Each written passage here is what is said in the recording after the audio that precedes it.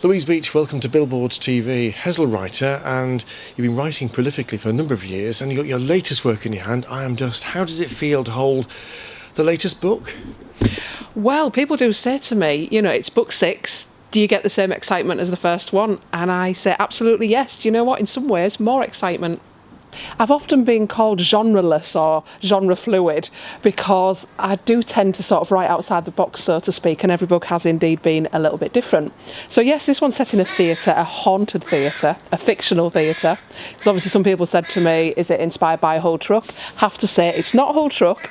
Some of the characters might be inspired by some people from Hull Truck. So the summary of the story is there's a haunted theatre. 20 years ago there was a huge musical called Dust, and on the 4th night the lead actress was murdered in her dressing room, and they've never solved it. 20 years on, the musical Dust is coming back, but who's going to play the lead? That's the gist of it. I won't give any more away. So it's a bit of a whodunit, a bit of a ghost story, a bit of a love story. So it was fun to write, although very sad with obviously the theatres being shut at the moment. I know, and you mentioned Hull Truck because you work there, don't you? I do. I'm an usher, which is the best job in the world, because that means I'm hidden at the back and I get to see all the shows. So I'm invisible, which I like, because obviously with the books I'm less invisible, and that's when you get to see things you might not otherwise see when no one knows you're there.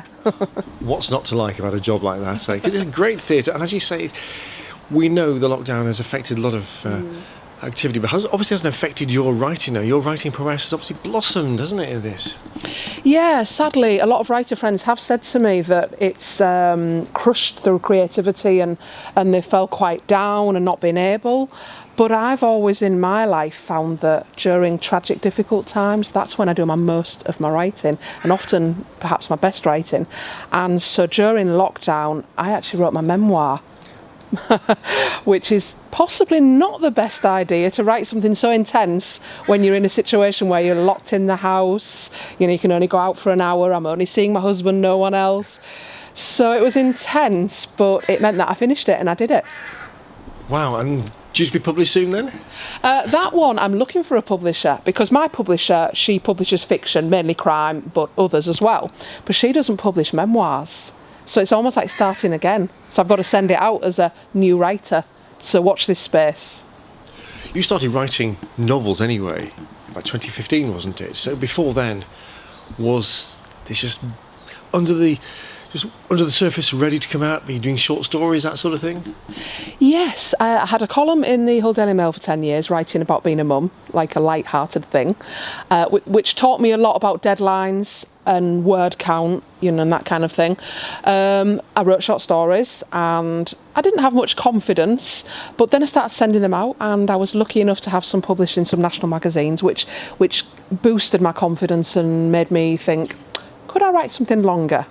So I actually wrote my first novel way back in 2007 when we flooded. And I had time on my hands because my daughter was very ill, and I had time at home, and I sat and wrote a book inspired by the floods. Took 10 years to get that published. That was sitting in a drawer. That ended up being my 3rd book. After How to Be Brave was the first, then The Mountain in My Shoe, and then Maria in the Moon, which was set during the floods. So that's how long it took. So I had written novels for maybe 8 years before I actually got a book deal. I'd written 4. I know, that's how long it took. How disciplined were you, though, to be able to deliver this? Yeah, a lot of people have said to me, how did you write a book, have it rejected by everyone, and then write another and do that 4 times? I really don't know the answer to that, except self-belief maybe, and just knowing one day. And also, somebody once said to me, every book on a bookshelf is by someone who didn't give up. And I thought, if I give up, I won't be published. Simple as. Whereas if I keep going, there's a chance I could be. So I kept going. Your latest book then is going to be featured in the Festival of Words, a really special event in the East Riding. Tracy Booth, one of the ladies who runs it, she contacted me before lockdown to ask me if I'd like to be their author in residence, which I know doesn't that sound posh. So that means doing a variety of workshops, a variety of book groups, the book being featured.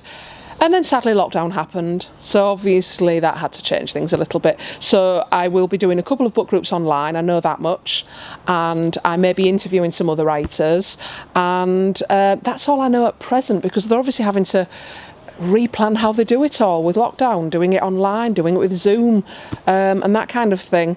But I couldn't be more excited.